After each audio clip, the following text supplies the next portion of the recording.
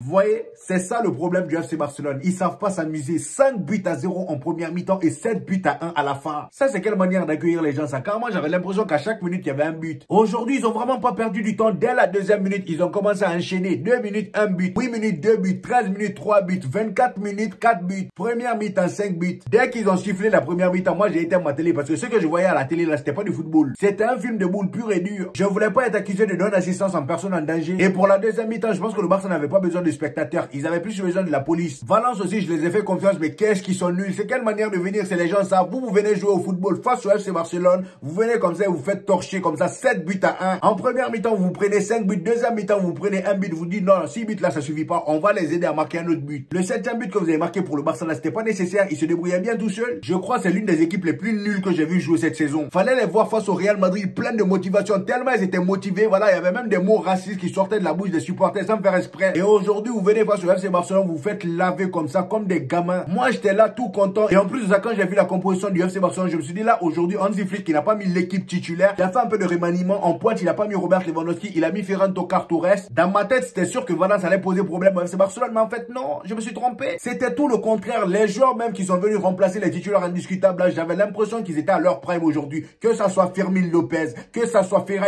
Torres, même si bon, lui, il a beaucoup raté, on va en parler. Ils ont tous été au rendez-vous aujourd'hui, mis à part Jules Koundé que j'ai trouvé un peu en dessous. Et en plus de ça, là où tu vois que Valence, ils sont vraiment bêtes. Déjà que vous êtes dernier du classement. Vous êtes 19e. Voilà. Il y a juste un club qui est derrière vous. Sinon, à part ça, tout le reste là, ils sont devant vous. Vous vous faites chicoter en première mi-temps 5 buts à 0. Vous-même, voyez que le match sent mauvais. Pourquoi vous revenez à la deuxième mi-temps? Fallait signer forfait en même temps. Comme ça, au moins, vous êtes gagné en nombre de buts. Dans le classement, ça vous aurait aidé un peu. Mais vous êtes entêté à rester sur le terrain. À la fin, vous êtes pris 7. Maintenant, débrouillez-vous. Même dans réflexion, vous êtes dernier. C'est pas possible. Donc voilà, les amis. Le Barça qui n'avait plus gagné depuis le 3 décembre 2024, ils ont enfin gagné un match en Liga. Oui, oui, youpi. Parce qu'on a bien vu que ces derniers temps, la Liga, c'est vraiment compliqué. Mais dans les autres compétitions, là, voilà, c'est roue libre. Ils sont bien. Et avant de parler en détail du match d'aujourd'hui, je tiens déjà à rappeler que Valence, ils vont rencontrer le FC Barcelone en Coupe du Roi.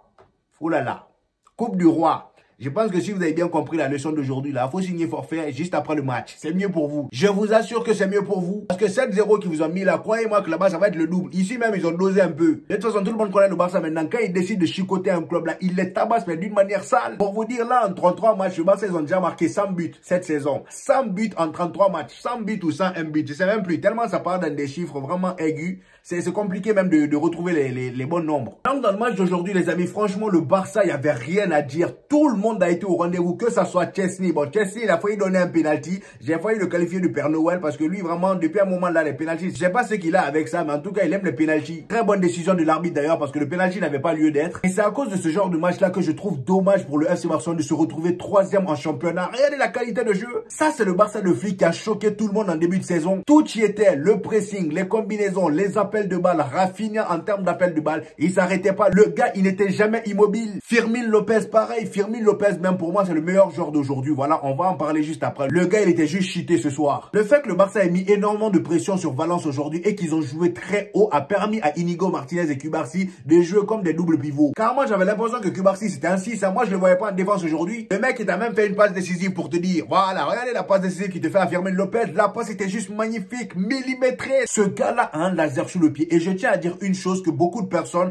voilà, ne disent pas souvent. Faut le dire, les amis. Pour moi, Cubarsí, c'est le plus grand talent de la Masia. C'est pas Lamine Yamal, les amis. Je suis désolé. Parce que c'est facile de dire Lamine Yamal, c'est un attaquant. Les deux, ils ont même âge. Et je rappelle que Cubarsí, c'est un défenseur. Et pour être défenseur, les amis, de nos jours, il faut être solide. Il faut être quelqu'un vraiment d'énervé. Et le gars a seulement 17-18 ans. Il arrive à pocket des grands darons, des grands pères. Il a une qualité de passe de malade mental. Clairement, ce gars-là, il change de poste. Il devient 6 au jour d'aujourd'hui. Même 10, il devient meilleur passeur de Liga. Et comme si c'était pas suffisant pour son jeune âge, c'est le cerveau de la défense du FC Barcelone. Le cerveau du piège du hors-jeu. Est-ce que vous vous rendez compte, s'il vous plaît? C'est vrai que Lamine Yamal, il est cheaté lui aussi. Mais je pense qu'on doit mettre la même lumière qu'on met à Lamine Yamal là, à Cubarsí aussi. C'est facile d'être sous les projecteurs quand t'es attaquant. Les défenseurs, ils sont pas assez mis en avant. Faut aussi parler de lui. Et en parlant de lui, pour moi, la défense du FC Barcelone, ils ont pas eu grand chose à faire aujourd'hui parce que Valence, bon, ils étaient inoffensifs. Baldé en 2025, il est inarrêtable. Le gars sur son côté, c'est le boss. Oui, oui, c'est le boss. Quand c'est pas décent, personne, c'est des dribbles. Carrément, j'ai l'impression de voir Marcelo de temps en temps. Il n'y a que Jules Koundé qui a été un peu en dessous des autres, mais franchement, mis à part ça, ils ont tous été au rendez-vous. Le milieu, j'en parle pas. Le double pivot aujourd'hui, c'était pas Casado Pedri, c'était Casado De Jong.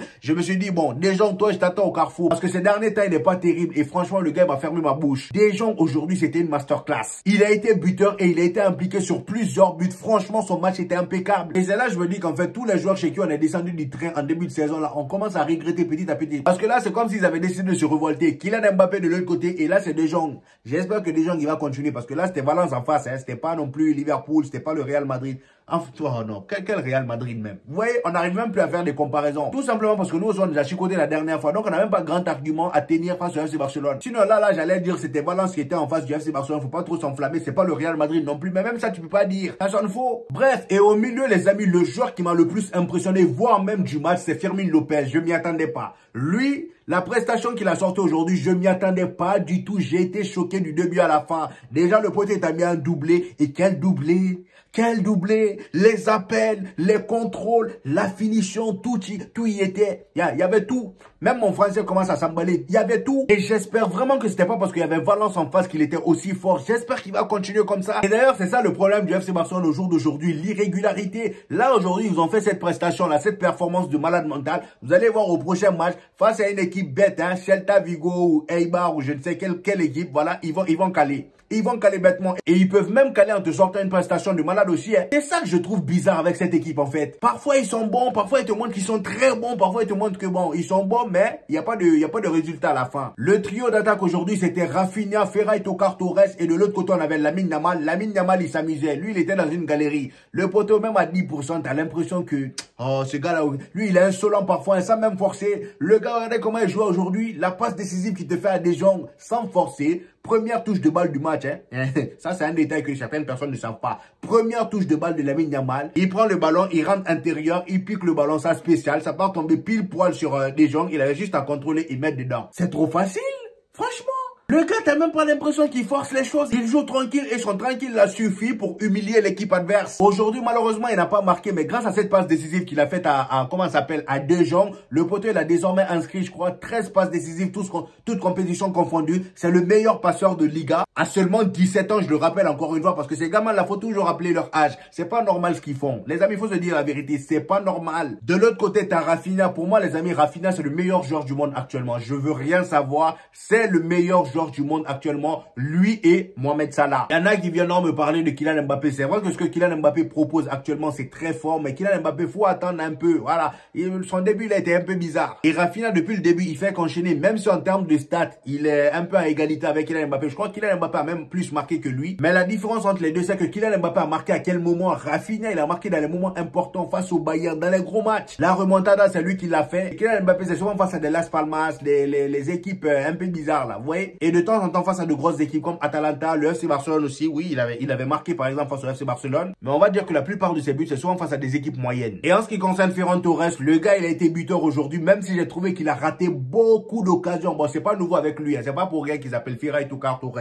Le gars, il rate trop. Il rate trop. Il aurait même pu mettre un doublé aujourd'hui, mais malheureusement, il l'a raté. Et à part ça, il a fait un très bon match. Toute l'équipe d'ailleurs a été au rendez-vous. Comme je l'ai dit, il n'y a que Jules Koundé qui était un peu en dessous. Et même les joueurs qui sont rentrés après ont fait une bonne entrée. Gérard Martin, par exemple, le GOAT originel, il a été bon. Moi, j'ai aimé son entrée. Gérard Martin 2025, c'est sérieux. Hein. Je pense que le gars, il a pris une nouvelle résolution. Étant donné qu'on l'a prolongé, ça y est, le gars aussi, ça y est.